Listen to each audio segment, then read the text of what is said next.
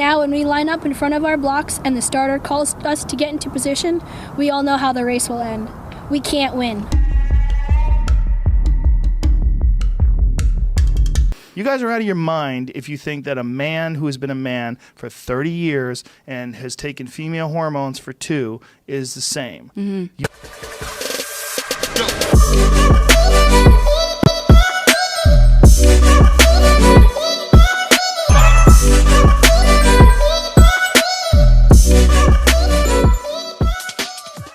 Yo, what's good, people? You don't know it's your boy Big Sav, aka Saviola the First, bringing you one next edition of Gully Central TV, live and direct from the Gully Central headquarters, from Bram City to the world. I'm back here. Right about now, it's your boy Big Sav, aka Saviola the First, signing out. Well, you see, today I'm not even on no long talking, so I'm not on no bagger long talking thing.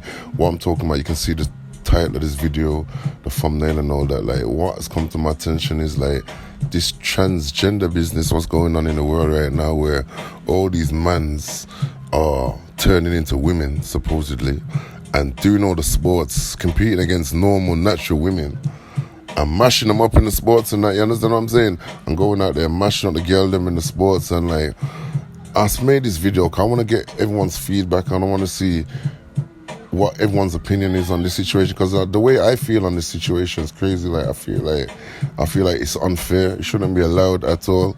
You understand what I'm saying? You still got the genetics of a man, the DNA of a man. You understand that you should not be allowed to compete in against actual women. You get me? That's my opinion still. You get what I'm saying? I think it's unfair. It shouldn't be going on. But hey, this world's crazy and that, innit? Like, you don't know, the world's crazy, man. Like anything, they just let anything fly. Anything goes in this world and that, you get me? But anyway, I'm not no beggar, no long talking. Just get in the comments and tell me, like, what's your take on this opinion? Like, what do you think? Do you think this is right? Do you think it's wrong? Do you think it's legal? Like, what's your take on the situation? Talk to me, you feel me? As you understand it, is there a problem with you competing? I'm legally and medically female, but the people who oppose my existence still want to think of me as male. And so there's this stereotype that men are always stronger than women, and so if you think of trans women as men, then you think there's an unfair advantage. Why is it always transgender females who are always winning and breaking these records? Why isn't it men? So here, we have this article from Pink News that says 10 transgender athletes explain why it's fair to compete. So first up, we have Rachel McKinnon, a 2-time world champion trans cyclist. She's been competing against women. Let's go to the next person. Transgender triathlete Chris Mosier. He is a transgender man, meaning he was born a female, transitioned to man. He has won absolutely nothing. So that's 1 for women, 0 for men. Transgender fighter, MMA fighter Fallon Fox, who has a record of 6-1, including most of the wins by TKO, knockouts in the first round. On the other side, we have a transgender man, meaning born a female, transitioned to man, Pat Manuel, who made history in 2008 when he became the first transgender man to professionally box. What's his record? 1-0. He's only had 1 fight. Who did he fight? A fighter who was 0-7, never won a fight. Laurel Hubbard, who has won a few gold medals and beaten competitions as well as competed in the Commonwealth Games. She's broken records. Of course. And then we have transgender swimmer Bailar. He's a transgender male, meaning born a female, transitioned to man. Was a winner up until 2012, transitioned, and then never won anything ever again. Then we have transgender wrestler Mac Beggs, who was born a female, transitioned to man, and he has won the high school state wrestling championship in 2017, 2018. So this is the first transgender man who's won something at a high level. Only problem is he's competing against women while on testosterone. So you have a biological female on testosterone competing against women and annihilated the competition. Sport as a human right, just explain what that means for you. We care about the Olympics. We care about sport. It is central to society. So if you want to say, well, I believe you're a woman for all of society except this massive central part that is sport, then that's not fair. So fairness is the inclusion of trans women. Do you think you'd have been a world champion cyclist if you hadn't transitioned? I don't think I am a world champion because I'm a trans woman. I put in the work. And again, we have to remember, I lose most of my races. I've lost against the specific cis women complaining about me being unfair. The men's 100-metre record is 9.58 seconds. The women's is 10.49 seconds. There is an undisputable advantage for men in sport, isn't there? We talk about men being faster than women. We have to be very careful what we're talking about.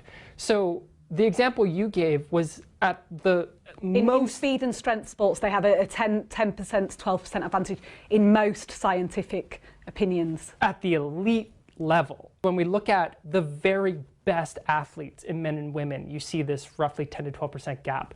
But if we're talking about like the average man, that's not true. But when we're talking about the IOC, we're talking about the elite level, aren't we? Of course. If you look within a single sex event, the difference between first and eighth is very large. And the difference between first and first between sexes is often smaller than the difference between first and eighth within a sex. Tennis and women's tennis are completely almost two separate sports. So I'm like, if I were to play Andy Murray, I would lose 6-0, 6-0 in 5 to 6 minutes, maybe 10 minutes, because no, it's true. It's honestly, true.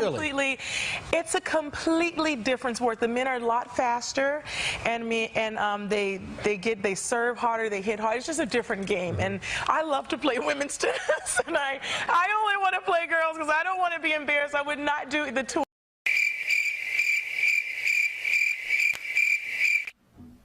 So by that logic, would you not have male or female categories whatsoever? I think that's a great question. I think that's a different question. So I think it's not fair to trans people to say, well, in order to fix whether to include you in sport, let's just radically shift how we do sport. This study by the Swedish university, the Karolinska Institute, which I know you've read closely, it does say that there's very limited change in thigh strength 12 months after transitioning and taking testosterone suppressants. Thigh strength, as you know more than anyone else, obviously a huge thing, particularly in sport, but particularly in track cycling. Do you accept that there may still be an advantage? Is it possible? Yes. However, the range of body sizes and strength levels within a sport, you can be successful with massively different body compositions, even within my sport. So again, a British example would be Victoria Pendleton. Teeny tiny skinny legs, best in the world. Is it more important that trans women feel that they're included than to maintain a category within sport? I think you're asking me, is like trans women inclusion more important than fairness in sport? But again, my point is that trans inclusion is fairness. It is unfair to exclude legal and medical women, trans women, from women's sport or part of society. So this is much bigger than sport in that it's the proxy for all of trans inclusion in society. Talk of bathrooms has shifted into sport by people who don't care about sport. So I think it's clear that this issue is big. To transition at a master's level, if he was to take testosterone suppressants for 12 months and then compete at a master's level against Victoria Pendleton, he would beat Victoria Pendleton. Would he? She would beat Victoria Pendleton. Would Chris? We don't actually know that. Again, we are making this massive assumption. But I think that's a fair assumption to make, don't you? No, we haven't seen this in the rest of sport. Put Brock Lesnar, chop his dick off and put him in a dress. That guy's going to maul through the women's heavyweight division like nothing you've ever seen in your life. Yeah. Because we're built different, and Yeah. it's just a fact. And anyone who tries to argue that is crazy. You guys are out of your mind if you think that a man who has been a man for 30 years and has taken female hormones for 2 is the same. Now, when we line up in front of our blocks and the starter calls us to get into position, we all know how the race will end. We can't win. Girls like Selena deserve the opportunity to compete on a level playing field, and equal opportunity is completely destroyed when you allow biological males to invade women's only athletic events, which is what is taking place in Connecticut and is what is started to actually hurt Selena's athletic career. Christiane, would you say that transgender men are erasing women from sports? I think that's absolutely the case, right? I mean, we all know that males are physically superior to women, right?